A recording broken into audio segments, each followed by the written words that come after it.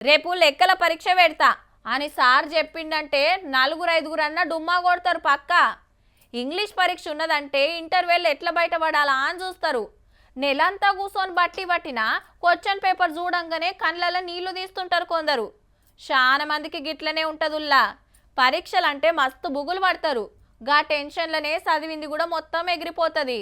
వాళ్ళ కోసం పెద్ద సరే దిగిండిగా.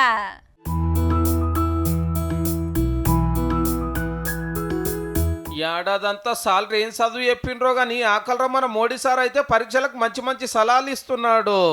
రానుకో రాష్ట్రం మార్చుకొని అవన్నీ వీడియో తీపిచ్చి ఇలా పబ్లిక్ లకు ఇచ్చేయండు. ఇది తమిళనాడు రాష్ట్రం కోయంబత్తూర్ రా. చదువుకునే టైంలోనే స్టార్ట్అప్ పెట్టాలంటే ఏం చేయాలని చెల్లెమ్మ అడిగితే जिससे मुझे स्टार्टअप के लिए मदद मिल सके तो तुरंत कहते हैं स्टार्टअप।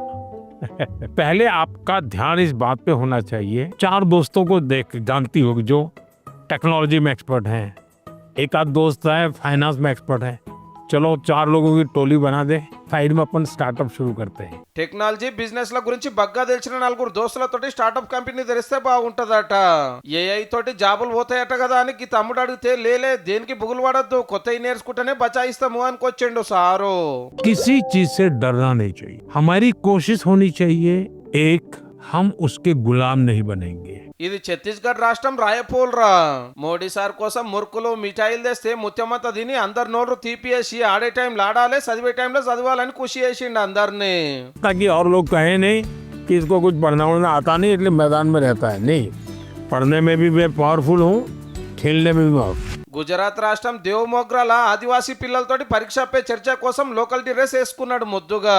గులాల్ బొట్టు పెట్టిండు, ఎగ్జామ్ టెన్షన్ పోగొట్టడానికి పాటలు పాడిచ్చిండు.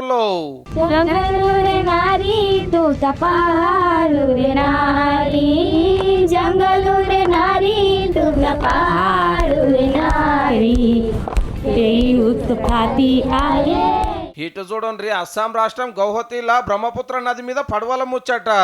పోరలతోటి కలిసిపోయి నవ్వించుకుంటా ఎన్నో ఇకమతులు చెప్పిండు పరీక్షలు ఎట్లా పాస్ కావాలను. ఆల్రెడీ మొన్న ఒక పారి ఢిల్లీలో కూడా గిదే నడిచే. వెనకటి సందికి ఇట్లా సలహాలు ఇచ్చేటోళ్ళు ఉంటే గింతగానం ఫెయిల్ కాకపోదురేమో. అందరికి ఆల్ ది బెస్ట్.